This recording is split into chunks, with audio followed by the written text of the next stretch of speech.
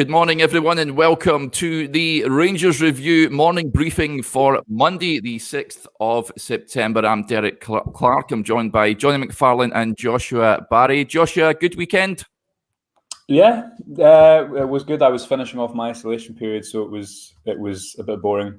Not helped by Scotland's mundane performance against Moldova and no great football on TV, but got there and out of house arrest today, thankfully. So a much better start to the week. Jolly good. Jonny, how are we doing this Monday morning? Yeah, good. Yeah, like Josh, Scotland being on at the weekend, it's just not the same, isn't it? I used to be a big Scotland fan. I used to love watching the team and really enjoy it. But I have to say now, when International Week starts, you're just desperate to get club football back almost immediately. And it's not helped by the absolute dire, dull, boring Scotland team run by Steve Clarke that we're having to sit through at the moment. It's like getting your teeth pulled out watching that. I mean, it's just unbelievable that he was offered a new contract given the situation. And 3 games later, you're looking at it going, this is potentially a strange situation. Scotland are still in a position where they can obviously qualify. It's very, very difficult, but I think most people are just desperate to get the club situation back on so we can watch some entertaining football again, because it's really punishing. Yeah, there was one positive from that game at the weekend, which we'll touch on a little later on. But before we get there, news which came out via Twitch. James Tavernier, of course, is a Twitch user. It's not a platform I'm know much about, but Tavernier goes on and plays games. What's that? Sorry, you're an old git. Proper Rangers da here. But he says he was suffering. He was one of the ones that was suffering from coronavirus. So on Twitch, he says that my health is good, thank you. I can't wait to get back into training. I've had a couple of sessions so far. I'm back in normal tomorrow. Can't wait. I'm feeling better now. It's been pretty bad. I think I've had all of the symptoms except the temperature. I still don't have my taste back yet. I was meant to go out for a family dinner, but didn't see much point if I can't taste anything. Joshua, you had the old symptoms as well. Is your taste back? And I guess it's good to see that Tavernier is back in training. My taste is kind of back. My smell is still not there. It's a strange thing. It really is a strange thing, when you're tasting your smell go. So I empathise with Tav, and especially when you're in the house and what you're looking forward to is dinner, and then dinner is mundane and plain. So yeah, it's not great, but here we are. But it's good to have him back. I guess it's interesting, therefore, if he'll start on Saturday. There's been a lot of footballers who have been affected slightly longer term in terms of getting their fitness back up, and I guess just even not doing much, if any, exercise for 10 days. We all know Tav's a bit of a specimen, but I imagine even by his standards, doing nothing for 10 days, you'll have to almost do a mini pre-season to get back up to speed again. But as we'll touch upon, it's great to have the able deputy that is Nathan Paterson. And I'd be surprised after he's played a couple games in a row if his sharpness isn't kind of utilised against St Johnstone on Saturday morning. Yeah, and Jonny, of course, he was out the last 2 games, Alishkert and Celtic, the skipper.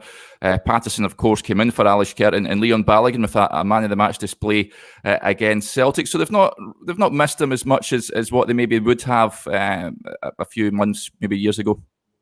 Yeah, I mean, that's absolutely for sure. There was a point where James Tavernier was literally the most important player on the Rangers team. And if you took him out, then the whole system fell apart and was dysfunctional. I mean, remember at one point in Gerrard's reign, when he first started, John Flanagan was the left back and James Tavernier was the right back.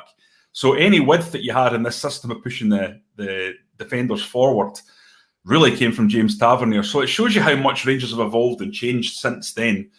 And obviously the depth of the squad, given that there was no real impact of Tavernier being out. You've got Nathan Paterson who can come in, who's basically a like-for-like swap, doesn't have the experience, doesn't have the gravitas of his older captain, but has a lot of other sort of attributes that make him a really potentially key player for Rangers in the years ahead, and is great going forward, just like Tavernier. In terms of Balogun, he came in and was absolutely sensational in the Celtic game from a defensive point of view.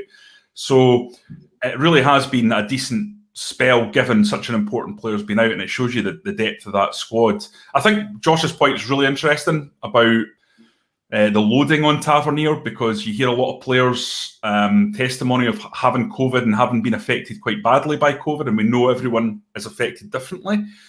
That some of them require a longer term period, as Joshua says, to get back, and it may be that Tavernier just takes a little bit longer, because I know that there's a sort of fatigue issue that can be out, that can come around, especially if you're training at an elite level and your body's expected to be in a prime condition.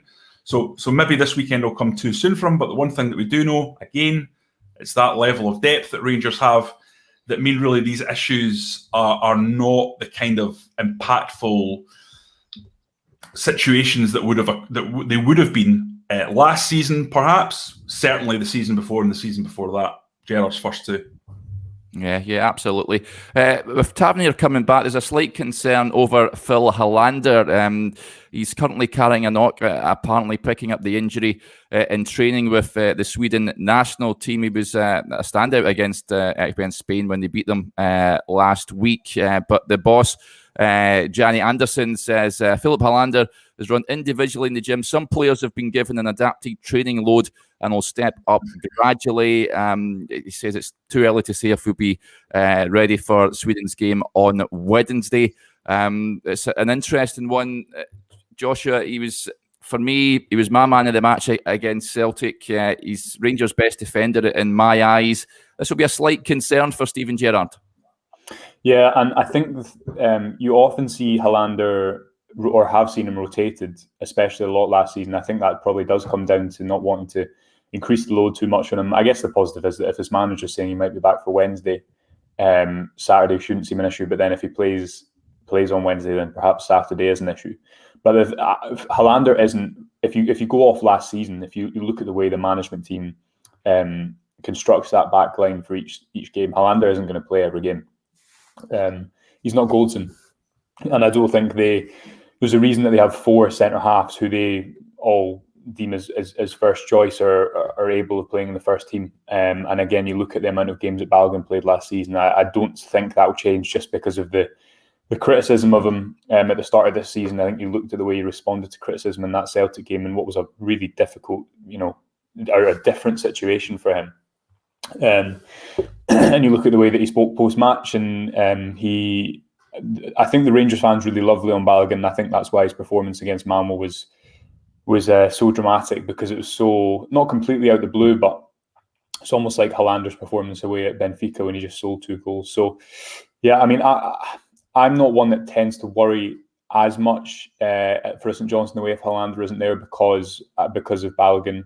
And Jack Simpson has to come into the picture at some point as well this season. I know he's not, pulled up any trees, but he did slot in some games last season and look okay. And again, obviously, he's been brought in because the club see him as someone who has a lot of potential, and he's left-footed, which is gold dust in centre-back terms. So, yeah, we'll see. But no surprise to see Hollander putting a man in the match performance against Spain, because, as you say, he's just a top class defender, Serie A defender, and I think Rangers are really lucky to have him. Yeah, absolutely. As Joshua mentions there, Jonny, that Jack Simpson has played in an Old Firm game last season as well, so that there is cover there. And Balogun, as we touched on earlier, that match against Celtic will do him the world of good. So I guess it's not too much of a concern if he makes the weekend. No, I think, again, it comes back to what I just said. The level of depth that Rangers have in this squad, it just dwarfs anyone else in the division. It's quite remarkable, given Celtic were in a similar situation a couple of seasons back, and are now kind of in a rebuild phase, just like Rangers were when Gerrard first came in, and they are miles off it at the moment. But Rangers have built this squad over 3.5 years now, and it's put them in a situation whereby anything like this that comes up, they look still in a pretty strong shape. I mean, they were effectively decimated by this COVID situation, but just by rearranging the deck chairs, they were able to come up with a really, really strong-looking squad against that team against Alashkert. And again, against Celtic, you looked at those teams and you thought to yourself, oh, yeah, okay, goalkeeping right back, not looking great, but the rest of the team, despite all the issues, is strong. And listen, they proved it by going out there and beating Celtic, the second best team in the country. So, I just think it's testament to the good work that's been done by Steven Gerrard and obviously to a lesser extent Ross Wilson over the last few years. Yeah, a big hello to Pamela Hopkins, who's watching us in New Zealand. Good to have you along with us, Pamela. And Alan Kelly gets in touch. Do you think Stevie G will play Paterson more? Well, I think he may have an opportunity at the weekend, and his performance on Saturday there against Moldova was the only real shining light in what was a turgid Scotland display. Jonny, how impressed were you, Nathan Paterson? I've been singing from the rooftops. I thought he should have played more at the Euros. Steve Clarke, for whatever reason, opted to go with Stephen O'Donnell. But for me, he's the Scotland #1 right back, and I would have no qualms putting him back in that Rangers team at the weekend. Anyone who follows me knows that I've been going on about Nathan Paterson in Scotland for probably about 6 or 7 months now.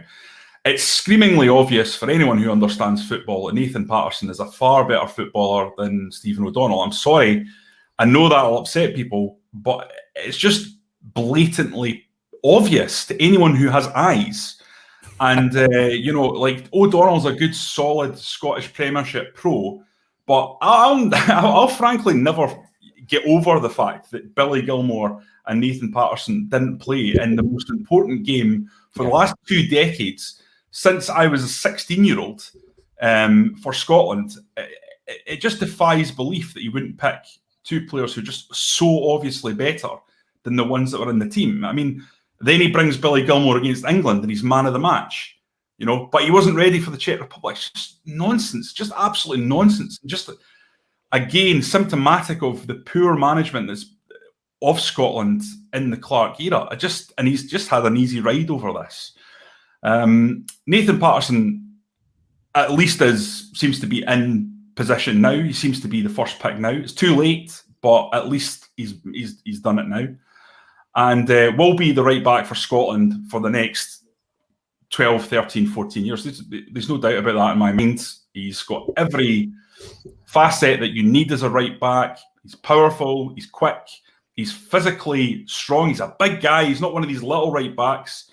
So everything's there for him to go on having a major career. I think he's a generational talent. I think, like Billy Gilmour in the centre, Paterson can go on and be a really, really top player, play in the top 4 in England. I think that kind of level.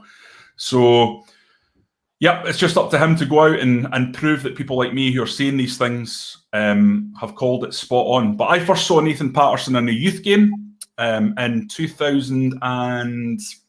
It was a few years ago. It was a UEFA Cup game, and I spoke to Graham Murty after the game, and I said, "Geez, these fullbacks are pretty good." Paterson and Maxwell, James Maxwell, who also impressed me that day. But Paterson was the real standout, and throughout the whole team, he was a standout. And I've always kept an eye on him since then, because I just could see. This is a guy that's got to come into this Rangers team at some point. And fullback is an easier place for a young player to get embedded in. But I think he's been terrific, and hopefully Rangers can hold on to him. We know that there's interest from Premier League clubs, and there's been big offers already. So it's he was terrific, certainly in the game, and showed what he can do. Yeah, big hello to James Strachan watching from lockdown Australia. Joshua, so there's my dog barking. Jonny mentions there that he played for the top 4 in England. Of course, that the Everton bids, that the £5 and £8 million bids were rejected for Nathan Paterson. He has only played 2 of the 9 matches for Rangers this season. I would like him to get more game time. I want to see him in that light blue shirt more often. Yeah, well, you've got to find out how to fit Tavernier and Paterson in the same team, which Gerrard spoke about and admitted that he wanted to do, but hasn't done it yet. The only snippet we've seen of that was against Real Madrid, when Rangers tried a 4-1-4-1. But for whatever you can learn from 10 minutes with a friend, it didn't really seem to work. I think because fullbacks are now such an important play such an important attacking role in the team, what you'll see increasingly is variation in the selection of them. So if you take Paterson, for example, I've said before, but Tavernier, when Tavernier first arrived at Rangers, what he was renowned for was taking people on and cutting inside, and he's obviously matured his game slightly, and he's such a good creative threat, and is now known for his passing and his dead ball ability, perhaps more than his one-on-one ability. But if you look at what Paterson brings, he did it at the weekend with that driving run inside. It is like playing with a more out-and-out winger sometimes offensively. So sometimes when you're going away to a team like St Johnstone, or equally if you're playing against a packed defence, and maybe it's a team that are more comfortable defending their box and defending crosses than others, having that variation of a fullback, I think, is a great thing. Whether you start to see that change in-game more, I don't know. But certainly because of the types of positions that they start to pick up, I wouldn't be surprised if there's sometimes there's substitutions in those areas. And for example, the Malmo game at Ibrox, I thought that was screaming out for Nathan Paterson to get on and go down the byline from about 45 minutes in. But whether they find a system that works and complements the strength of the team and accommodates both Paterson and Tavernier remains to be seen. But yeah, I what I really like about Paterson is that the ability to run and drive in field, and you've seen for the goal the kind of recovery pace he has, just a raw pace which is so beneficial to his team. And equally away against Alish Kurt, he was the one player who was able to burst beyond the back line and kind of give Rangers a bit of offensive depth and a threat in behind the back line. So he needs to play more games. I think at the moment it seems like rotation is the only way forward, and that would probably see him get 20 games tops out of 60, which isn't enough. So it's a good problem to have for the management team, but I think it will increasingly start to become a bad problem if they don't work out in-game solutions or an overall system change that can accommodate them both, which I think they probably could do. But they know a lot more than me, so it's whether they think it will complement the strengths of the team that are already there. The problem Rangers are going to have on that front, just to jump in, sorry, Derek, is that they have built this formation for so long, and it's absolutely intrinsic to all the players that they're totally aware of it. And when they move out of that formation or when they try something different, I always feel Rangers just don't look like Rangers anymore. Yeah, but then equally they've got to do something. Yeah, they've got to do something different, and you can still, I think, adopt the principles of. Like you look at Wolves played a kind of a similar mid-block in a 3-4-3 last season.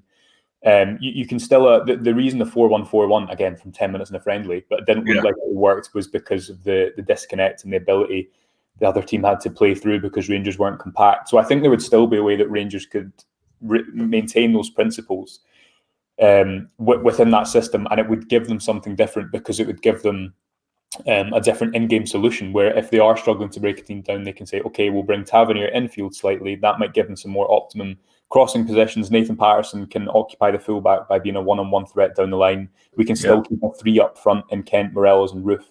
I think, but then equally, if that's not been trialled, then maybe you're right. Maybe the management staff just think it's too alien to what Rangers have already done. But then equally, they can't play the 4-3-3 mid-block for 10 years because it will start to be found out, as it was against Malmo and Slavia Prague. So, as I say, good problem to have at the moment, bad problem if he can't solve it.